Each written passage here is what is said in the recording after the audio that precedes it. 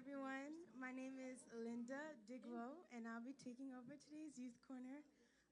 So this message is called "It Is Worth It." The journey of God is worth it. Can you please tell someone right beside you, right next to you, in front of you, that it is worth it? Thank you. Okay, so the first scripture we are going to reference is first 2 Corinthians chapter 4, verse 16 to 18. It's NLT version. It says, "That is why we never give up. Though our bodies are dying, our spirits are being renewed every day. For our present troubles are small and won't last very long. Yet they produce for us a glory that vastly outweighs them and will last forever. So we don't look at the troubles we can see, but we fix our gaze on the things that cannot be seen. For the things that we see now will soon be gone, but the things that we cannot see will last forever." And this is this reflects to my first point, that attitude is everything. It's so important it is so important the things that we perceive, how we view our situation, it matters. If we dwell in our situation, it matters, because we have to fix our gaze on the things that cannot see. And part of that thing that we cannot see is his promises. Even though we can't see his promises yet, we know that it will come to pass. Because it's so easy to focus on our troubles. It's so easy to focus on the things around us, because it can weigh us down. If it's our financial problems, if it's mental challenges, if it's the things that we're seeing, if it's our environment, it can weigh us down. But we have to remember, we need to stay grounded in the Word. And this points to my second point, that Scripture is alive and it is living. It's not just written 2,000 years ago. We use it every day. It says in John chapter 1, verse 1, "In the beginning was the Word was with God, and the Word was God." So the Word is living. And in 2 Timothy, I don't remember the numbers, but in 2 Timothy, it says how it is God breathed. So we can know what God is talking about. We can receive through the Word, because it is living and it is in use. It is used to rebuking, correcting, and it is teaching. It equips us. So in our situation, the only way to stay grounded is to go to the Word. How are we going to receive our breakthrough if we're not going back to what the Word says for your life? Like I said, the things that you're going through, it does not compare to the glory that you'll see. There's more on the other side to what you're going through. That's why you have to stay grounded in his promises. And it is so hard, yes, but the Holy Spirit will help you. He is there for you. So stay grounded in the Word. And then, my main point is just we need to stay grounded. And then the second point, sorry, I'm a little nervous. Ooh, the Holy Spirit's helping me, though. Thank you. Okay, so the second point is the battlefield is in the mind. In Proverbs chapter 23, verse 7, it says, "For as he thinks, so is he." So, for example, if a person is showing love, like if a person has thoughts of showing love to someone, if a person has thoughts of caring someone, that person will be loving and caring. If another person had thoughts and scenarios of someone who wronged them, therefore they will portray anger. They will have bitterness in them, because they're reacting to what they're dwelling in. That's what's dwelling in our minds. That's why it's so important to take captive of our thoughts and make it obedient to Christ. Because if we don't, we will become what we think about. So we have to control those thoughts. And that's why, that's all I had to say, is that we have to control our thoughts. Because even I have bad thoughts. And I kind of neglected this verse for a long time, because I didn't want to think that that's me. But I knew that I had to take those thoughts captive and make it obedient to Christ. So just control your thoughts, because you have power.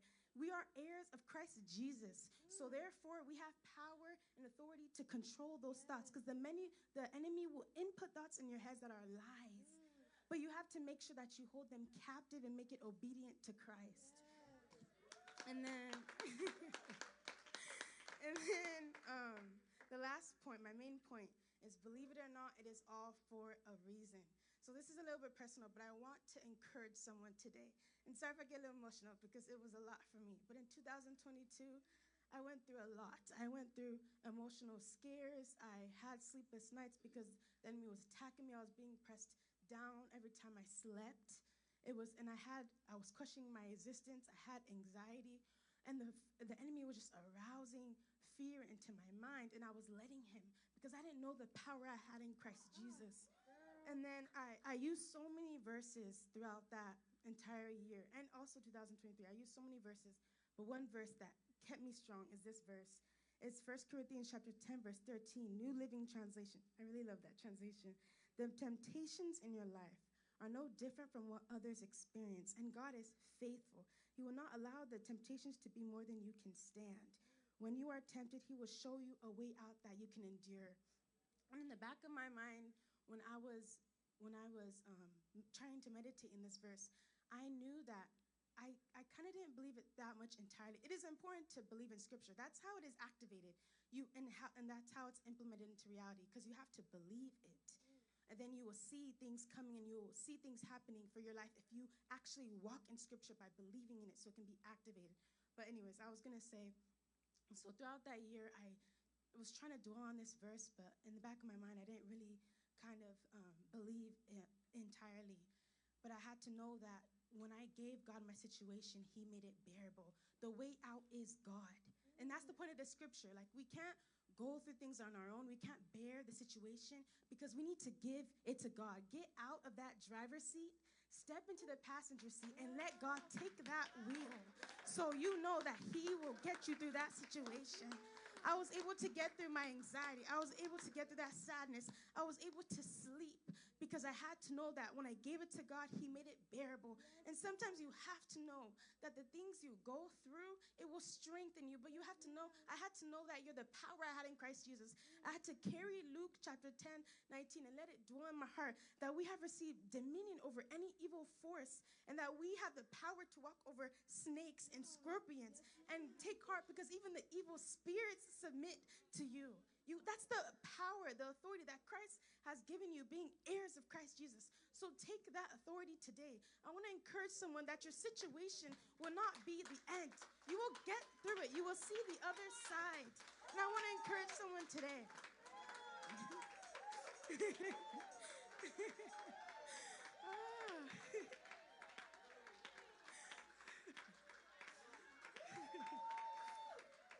Sorry. And then the last thing I wanted to say is this question. I want you guys to just take it in. And it says, will you allow the enemy to steal your joy, or will you get up and push forward knowing the authority you have in Christ Jesus? Because even Paul asked God 3 times because the enemy was tormenting him. Paul asked God 3 times, can you take this pain away from me? But he knew that it was going to strengthen him. He said, I will take pleasure in my struggles. I will take pleasure in my pain because when I am weak, then I am strong. Because his power is perfected in what? Our weakness. This enemy thinks he's trying. The enemy attacks us, yes. But he just proves how much God is God, how he's powerful. So just know, take heart that you can either do 2 things. You can allow your situation to sweep you, or you can know the authority and power you have in Christ Jesus today. Thank you. Take care.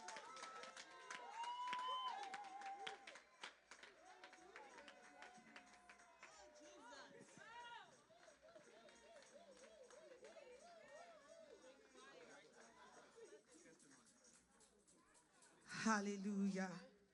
Have you been blessed? Have you been blessed? Yes, sir. And then I think you can do better than that. Come on, let's put our hands together. From glory